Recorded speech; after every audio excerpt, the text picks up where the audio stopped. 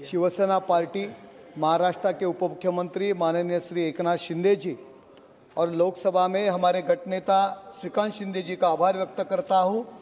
उन्होंने मुझे इस महत्वपूर्ण बिल पर बोलने का अवसर दिया। आज हम protection of interest in aircraft object bill 2025 पर चर्चा कर रहे हैं, लेकिन पहले यह भी याद दिलाना जरूरी है कि जब यूपीए के समय देश की अर्थव्यवस्था एक विमान की तरह थी जो उड़ नहीं पा रही थी क्योंकि उसका पायलट ही फिक्स नहीं था। अभी अभी मनमोहन सिंह जी का उल्लेख यहाँ हुआ।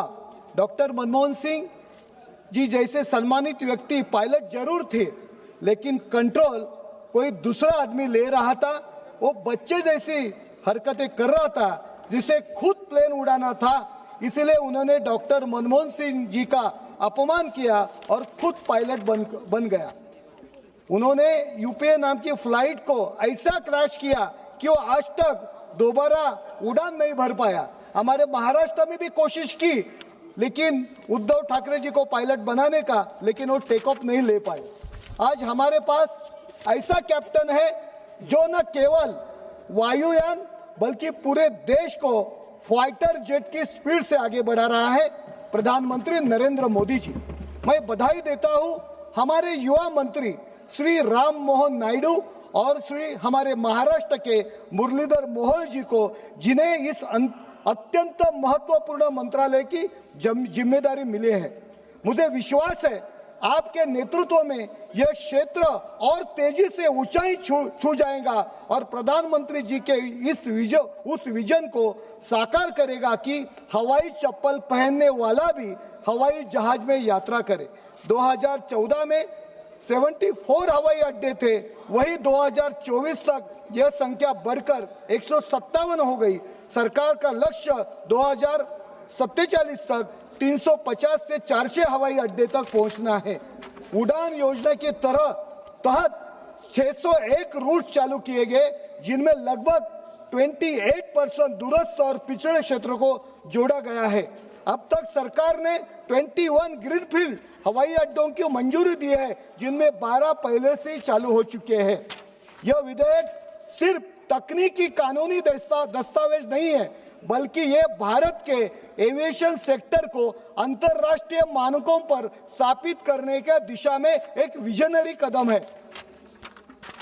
इस अंतर्राष्ट्रीय संधि का उद्देश्य है कि एयरक्राफ्ट, हेलीकॉप्टर्स, इंजिन जैसे हाई वैल्यू मोबाइल इक्विपमेंट पर मालिकाना हक और वित्तीय हितों का सुरक्षा के लिए यूनिफॉर्म इंटरनेशनल लीगल फ्रेमवर्क तैयार किया जाएगा। अब तक भारत में इस कन्वेंशन को लागू करने के लिए कोई प्रभावी कानून नहीं था, इसलिए यह protection of interest in aircraft object bill 2025 लाया गया है, जो इन अंतर्राष्ट्रीय संधियों को भारत में कानून का दर्जा देता है।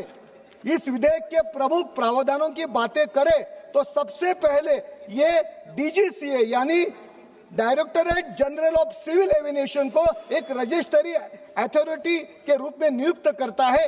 डीजीसीए को एयरक्राफ्ट के रजिस्ट्रेशन और डिस रजिस्ट्रेशन का अधिकार दिया गया है। साथ ही उसे यह शक्ति दी गई है कि उन संधियों को लागू करने के लिए निर्देश जारी हो सके।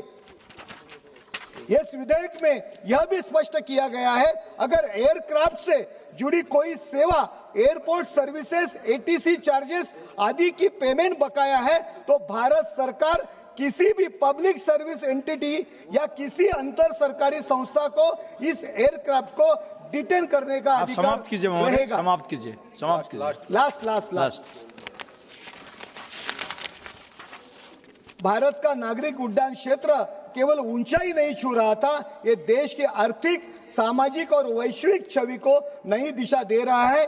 यह सब क्षेत्र भारत के लिए नया आत्मविश्वास और आत्मनिर्भरता का प्रतीक है। इसीलिए फिर से वापस ये जो अभी पिछले वक्ता ने जो शायरी की वही मैं वापस कर रहा हूं। जिंदगी की असली उड़ान बाकी है, जिंदगी के कई इम्तिहान अभी बाकी है। अभी तो नापी है मुट्ठी भर जमीन हमने, अभी तो नापी है मुट्ठी भर जमीन हमने, अभी तो सारा आसमान बाकी है, अभी तो सारा आसमान बाकी है। धन्यवाद श्री राधाकृष्ण।